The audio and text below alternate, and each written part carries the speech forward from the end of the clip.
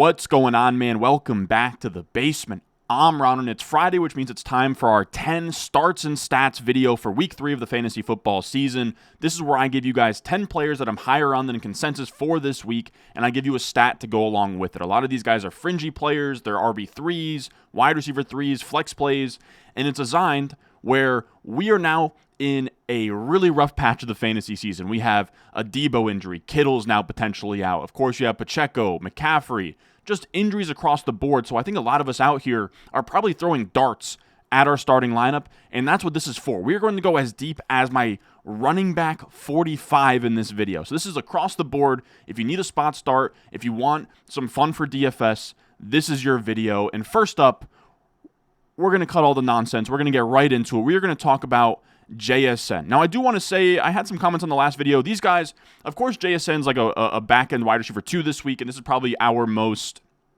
luxury option of this video. But I do want to say, like last week, we actually did okay. We had JSN in our last video. He was wide receiver 8. We had Singletary, who was RB22. We had him as like an RB2 that week.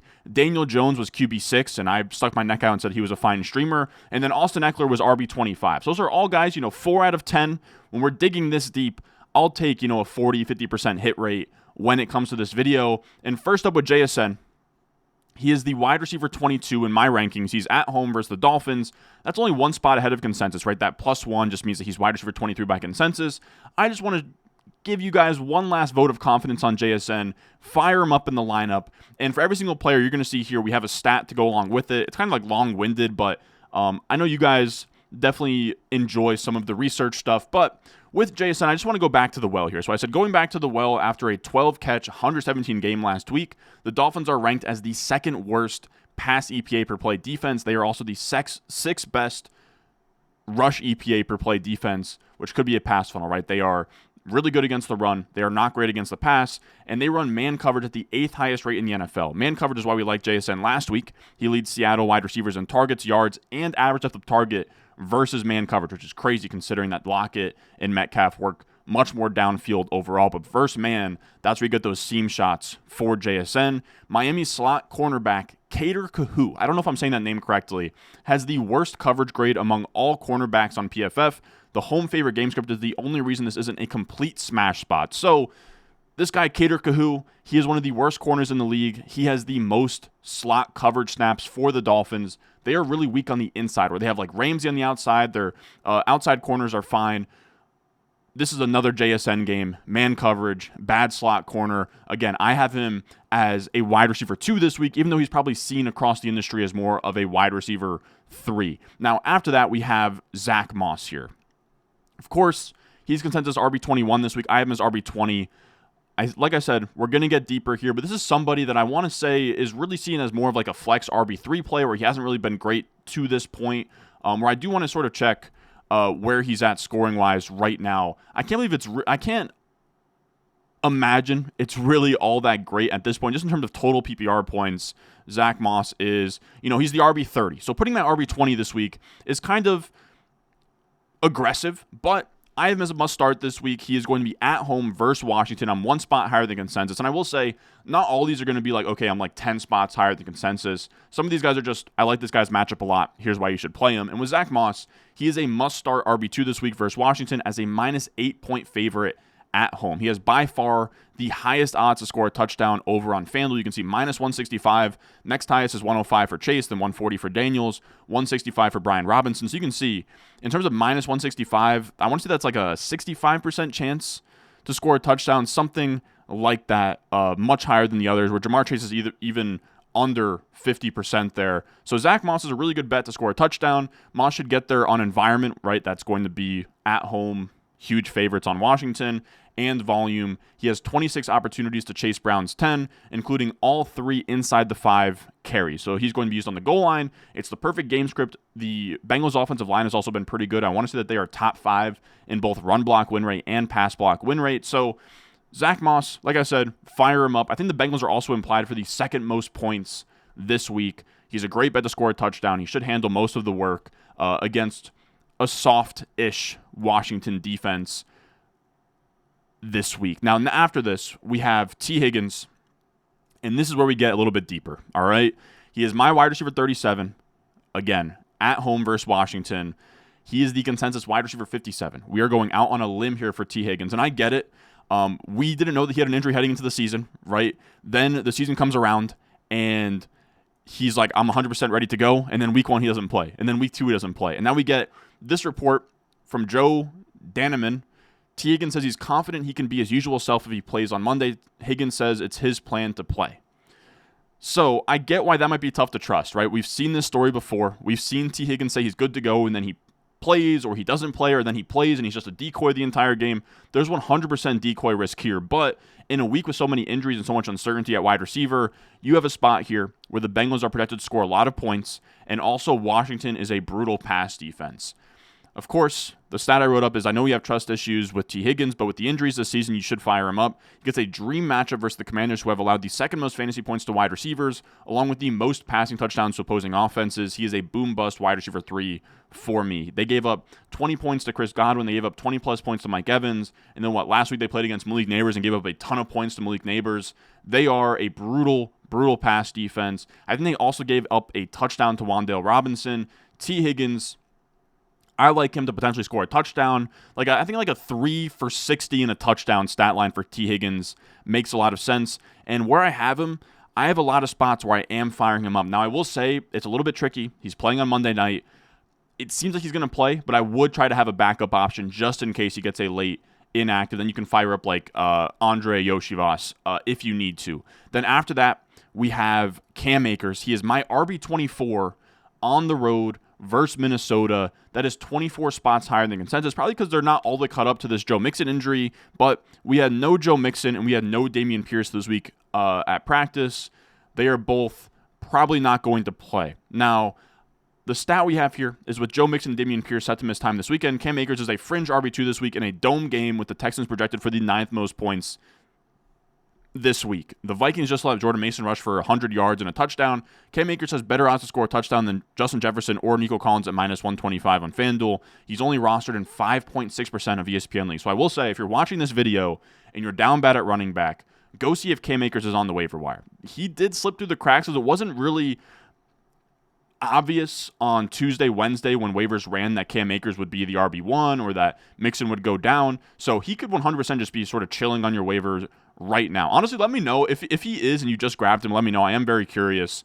And then also, it's worth mentioning, if this game gets out of hand, I mean, I think that they're road favorites here, Houston, but if they somehow end up losing or they're trailing for a lot, Dare Ogunbowale could be very annoying, and he could honestly be worth, if you are in the deep, if you're in a 16-team, 3-flex league, Dare Ogunbowale could give you a couple receptions, but that is just really, really far out there. Now, our 5th player here, let's talk about Christian Kirk. He is my wide receiver 30 this week. He's on the road versus Buffalo. I'm 5 spots higher than consensus. And there's nothing inherently easy about this matchup, but the Jaguars should have to pass the ball as 5.5-point underdogs at Buffalo. And the potential weak spot is Bills slot cornerback Cam Lewis, who is being targeted once every 3.9 snaps, the 7th highest rate among 48 slot cornerbacks.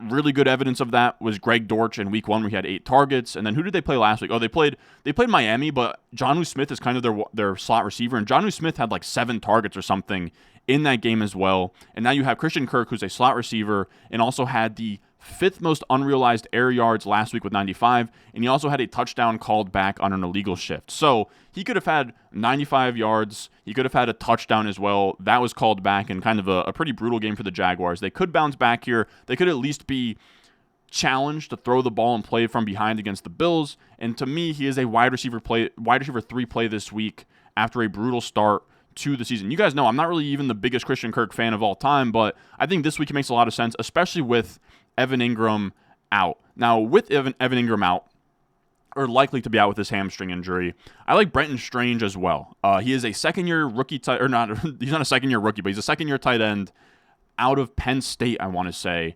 He got drafted to the Jaguars last year. I have him as my tight end 21. He's on the road versus Buffalo. That's 13 spots higher than consensus. And I'm not really sure why he's not higher. It seems pretty much cut and dry that Evan Ingram's not going to play. And just like with Christian Kirk, the way to beat this defense is over the middle. Both perimeter corners, I think it's Rasul Douglas and Benford on the other side, have allowed under 50 receiving yards total so far this year, each of them under 50 yards. And now with Ingram likely out Monday, Strange is a nice insurance play on guys like George Kittle or Jake Ferguson, tight ends who might not suit up on Sunday. He had 6 targets, 3 catches for 65 yards last week, and could build on that versus a Bills defense that allows the 9th most fantasy points to tight ends so far. He's rostered in only 3.9% of ESPN leagues, which is pretty bonkers. So if you need a tight end, I think that he's honestly fine to go out there and grab. I will say there's other options too. Like, I think Gesicki is only a good option if T. Higgins is out.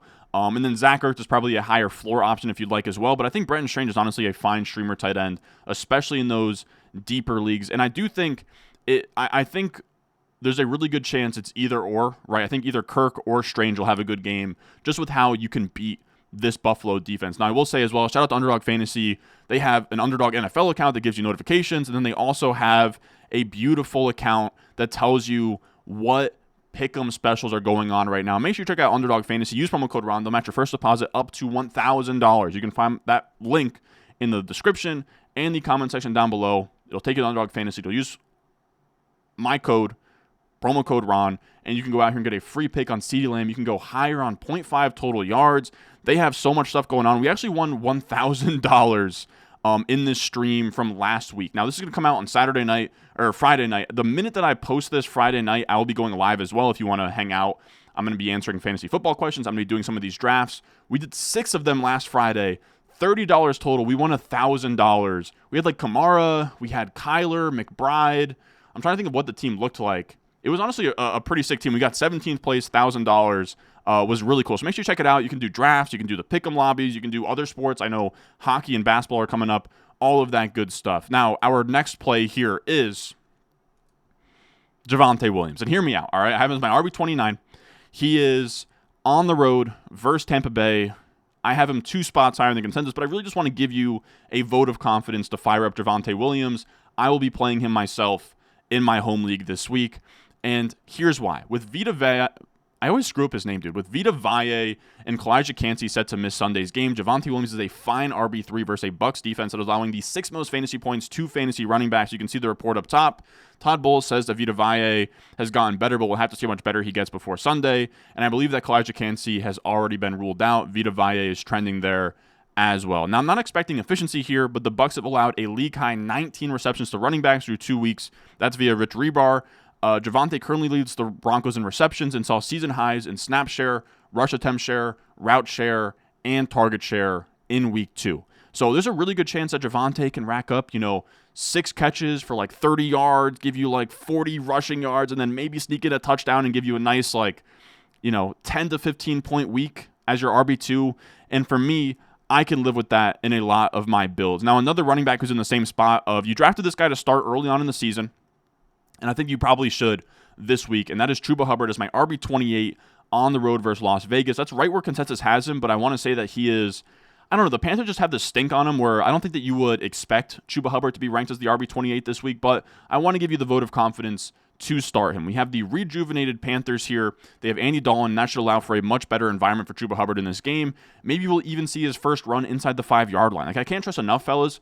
With Bryce Young as your quarterback, they weren't even moving the ball. They weren't getting first downs. They weren't scoring touchdowns. It's just so hard for any of the pieces in this offense to be fantasy relevant in that kind of environment. And I really do think, we see all the time when something changes, right? You get an interim coach, or you get a new quarterback coming in. You can just get something weird to happen in these games. That's why I was debating putting Zamir White on this list, and I still think Zamir White's a fine play. But the whole idea is the Panthers suck and the Raiders are going to kill them, so it's going to be a lot of Zamir White rushes. But we thought that about the Ravens versus the Raiders last week, and a lot of weird things happen in football. If Andy Dalton came in here and Dave Canales was like cooking, and it's like this rejuvenated offense and rejuvenated team, not that they're going to put up 40, but can they win a 21-18 game versus the Raiders? I think they can. And I think Chuba Hubbard in that kind of environment could score a touchdown. The Raiders are allowing the 12th most fantasy points to running backs, the 6th most rushing yards, and the 6th lowest pass rate over expectation, with their opponents passing -8% under expectation. So teams are opting to run the ball versus the Raiders defense. Why that is, I'm not sure. They do have Max Crosby up front, but they're still not like a crazy good rush defense or anything. So I think Chuba Hubbard's in a good spot. He is pretty much iced out Miles Sanders. He's pretty handedly kind of won that battle at this point. Miles Sanders in terms of like yards per carry, rushing yards over expected. Chuba Hubbard's killing him in all of those. I don't know why I said expected, so weird, but he's killing him in all of those. It's going to be the Chuba Hubbard show, and if they can actually sustain drives, he will be a fine fringe RB2 type of play. And now we move on to our final two here. We have Rome Odunze. Now that's a lot. I will be honest. Let me know how you guys like this format. I feel like I always ask you guys, but like this isn't technically a stat. It's really more of like a paragraph, but I do kind of enjoy this format. Now with Rome Odunze, we have, of course, the crucial news is Keenan Allen is out for the Bears. Rome Odunze is set to play, even though he's coming off of his own knee injury from week 1. So now that we have Keenan Allen out, Rome Odunze is my wide receiver 39. He's on the road in Indianapolis, in the Dome. I have him 8 spots higher than consensus. Now, the Bears passing offense gets a much-needed light matchup versus a Colts defense that is allowing the 7th most points to wide receivers, the 2nd most pass EPA per play. And when I say EPA, that's just like per play efficiency pretty much, and our 26th in pass rush win rate to allow the Bears offensive line some breathing room after a tough start. So they allow a lot of points to wide receivers, they allow a lot of efficiency through the air, and they don't get after your quarterback. This game has shootout potential with both offenses in the top 10 of pace of play and sets up perfectly for Rome, with the Colts using the 2nd most zone coverage in the NFL 83.9% of the time. 6 of Rome Odunze's 7 targets have come versus zone coverage, and he leads the Bears in receiving yards versus zone. DJ Moore is much better versus man coverage. He has 2.18 yards per run versus man, just 0.82 versus zone. And if you want to say, oh, well, that's just fluky this year, go back to 2023, 3.86 yards per run versus man, 1.89 versus zone. DJ Moore had 1,400 receiving yards last year and like 2.4 yards per run in the year. The fact that the split was that wide was pretty wild to me. So like if it's a zone dominant team, it's really not DJ Moore's forte to go out there and get open. They don't have Keenan Allen to do those like weird option routes where he runs like a made up route like Travis Kelce. So of the guys that can win versus zone, it's Rome Odunze. And I think that you can even kind of put Cole Kmet out there, but because of the Gerald Everett weird usage, it's tough to trust Cole Kmet, but they're going to need zone beaters to beat this team, and I do think that Rome Odunze can be that for them this week. He's very good against zone and man, but this year so far, he's been much better against zone. So I do like Rome Odunze in this matchup where it should be a light defense. We just saw the Packers absolutely kill these guys, and we also saw DeForest Buckner is now out for this game, and that actually leads us to our second play here, which is Kahlil Herbert in the same game as my RB45 on the road versus the Colts. +6 over consensus. Now, the Colts just lost defensive lineman DeForest Buckner and are allowing 237 rushing yards per game, most in the NFL by a wide margin. While the Bears' rushing offense has been bottom 5 rushing yards per game, it's been more of a DeAndre Swift issue, who has been the worst rusher in the NFL with -54 rushing yards over expectation. The offensive line is 19th in yards before contact per carry and 17th in ESPN's run block win rate. That's not bad. If Swift starts slow, Herbert could get 10 to 12 efficient touches after the coaches preferred him on the goal line last week, and there should be plenty of carries to go around as the Colts opponents have a -16.3% pass rate over expectation, dead last in the league. Now, of course, that's really jacked up because of Malik Willis last week, but still, they couldn't stop the run in week 1, the Colts, where the Texans, that was the Joe Mixon 30-point game. They've just been absolutely brutal versus the run. And I did want to show you guys, I hope that this is the tweet. Nope, not the tweet. My buddy Jacob Sanderson had a really good note. Yeah, Kahlil Herbert has had 3 carries this season, all on 3rd and 4th and 1.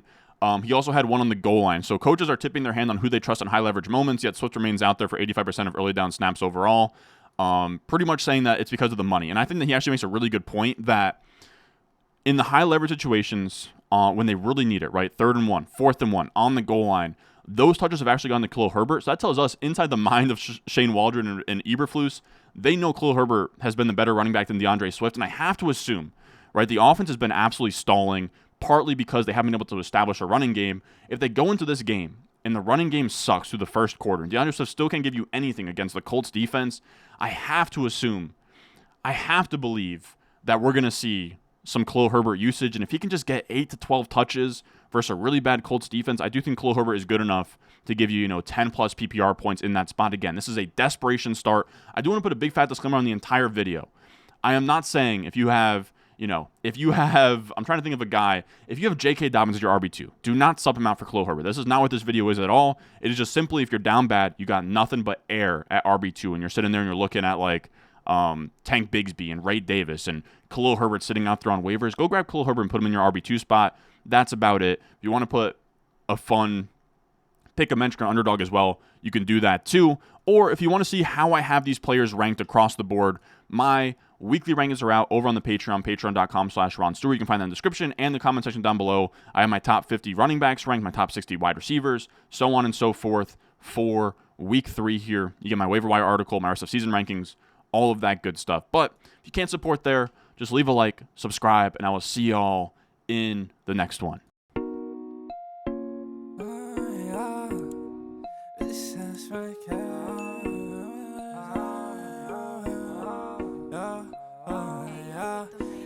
Stones, like this froze, ice cold, ice around my body.